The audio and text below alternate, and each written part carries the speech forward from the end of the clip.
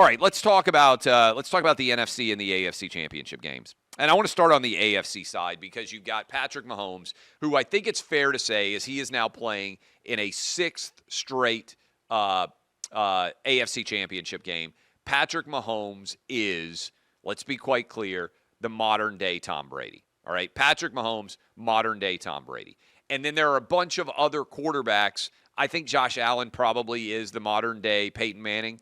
But Lamar Jackson could also be the modern-day Peyton Manning. That is a really talented quarterback who hasn't been able to win a Super Bowl yet and keeps falling short as a result at the feet of the Tom Brady-esque character, which is Patrick Mahomes. And people out there, there's an incentive structure to argue that somehow Lamar Jackson is disrespected.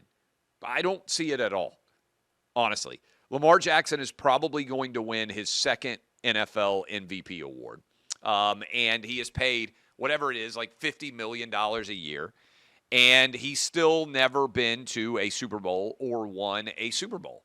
That's how we judge quarterbacks, whether or not they have become basically made men and gone on to win Super Bowls. And so you look at this right now and you break it down and you say, okay, hold on a sec. Josh Allen clearly attacked left and right because he hasn't won a Super Bowl. Let's just talk about guys who were in the playoffs here recently. Brock Purdy, nobody respects at all. Jared Goff got traded by his team because they didn't think that he was good enough to be able to win. Patrick Mahomes is clearly not disrespected. He's the best. Lamar Jackson, of the four quarterbacks remaining, Lamar Jackson is clearly the second most respected quarterback remaining in these four. A lot of people don't think Brock Purdy is any good at all. He was the last overall pick in the draft. Nobody really wanted him. And he makes almost no money.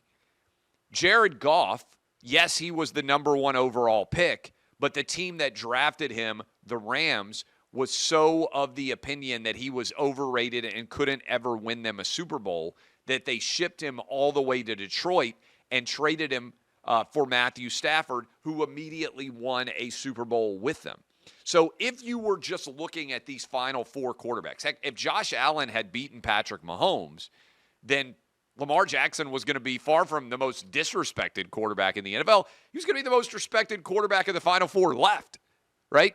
So this idea that has taken root that somehow Lamar Jackson is disrespected is, I think, directly connected to identity politics taking over in the world of sports. There are a few members of the media who are incentivized to try to make it seem like Lamar Jackson is totally disrespected because it furthers their agenda to argue that there is tremendous racism in the NFL and racism in sports in general. And you know who those guys are. They're almost all guys, a few gals, mostly all guys. They have to argue that Lamar Jackson is disrespected because otherwise they look around and they would have to say, wait a minute, this is just how we treat all quarterbacks.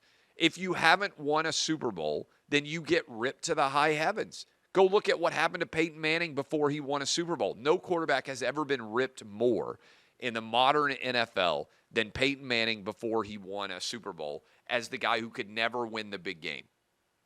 That's just the reality. And so Lamar is not being disrespected. If anything, Brock Purdy and Jared Goff in the NFC Championship game are by far more disrespected. And even now, with Brock Purdy having the San Francisco 49ers in the NFC Championship game, a lot of people are out there saying, this guy's not any good. He's just a system quarterback. This is Kyle Shanahan. This is Deebo Samuel. This is Kittle. This is Christian McCaffrey. The amount of disrespect raining down on Brock Purdy is off the charts. So, look, Mahomes will put on a different category because he's clearly the modern-day Tom Brady, 6 straight AFC championship games. It's impossible to disrespect him. But Lamar Jackson is one of the most respected athletes in all of America. He's making $50 million a year. He's about to be a two-time NFL MVP, and he still hasn't been to a Super Bowl or won one. Compared to Brock Purdy or compared to Jared Goff, there is orders of magnitude of positivity raining down upon him. I just think it's worth contemplating this because that storyline is already starting to percolate this week. Nobody respects Lamar. His team's favored by 3.5 points to the number 1 seed.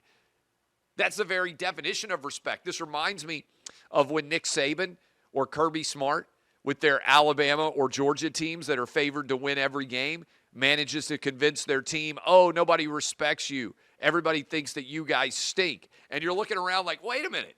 You're favored to win every game. Nobody disrespects you. Everybody acknowledges you're really good.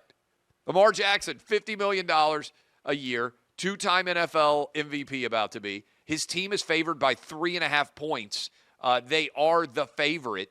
It's the absolute opposite of disrespect. If anything, he's super respected. And again, if Josh Allen had won and the Bills had beaten Patrick Mahomes and the Chiefs, close game, obviously, in the divisional round playoff, then Lamar Jackson would have been the most respected. Just be careful of anybody in the Final Four. Just be careful here what narratives you buy into. And remember, what is the incentive of the people that are selling you that narrative?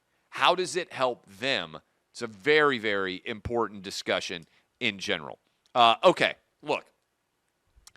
I think the Lions have to be America's team in this Final Four. I understand if you're not rooting for the Lions, if you are a San Francisco 49er fan, or if you get into the Super Bowl and you're a Ravens fan or you're a Chiefs fan, you should root for your favored team. Everyone else in America, in my opinion, should be rooting for the Detroit Lions to win the NFC Championship game and go to the Super Bowl. America should be united in belief and hope in the idea of the Detroit Lions winning a third playoff game this year, going to the Super Bowl. I think it would be a far better Super Bowl from a storyline perspective if we got the Lions against the Chiefs or the Ravens than if we got the 49ers. Now, it might not be a better Super Bowl because I think the 49ers all year long have been the best team in the NFC. And other than when the Ravens came out to San Francisco and whipped them, pretty much they've looked like the best team all year round. So I understand it might not be the best game, but the best story for sure would be America's team, the Detroit Lions, advancing. I did the show with Kelly earlier, The Fade. I know I've been taking it on the chin in all these postseason games in the NFL so far. I'm on the Chiefs plus 3.5, and I'm on the Lions plus 7. I'm taking both road underdogs, even though, as Kelly Stewart pointed out, the number 1 seeds are 16-4 straight up in the last 20 matchups, and 12-8 against the number in the last 20 matchups. That's the last 10 years of this playoff race.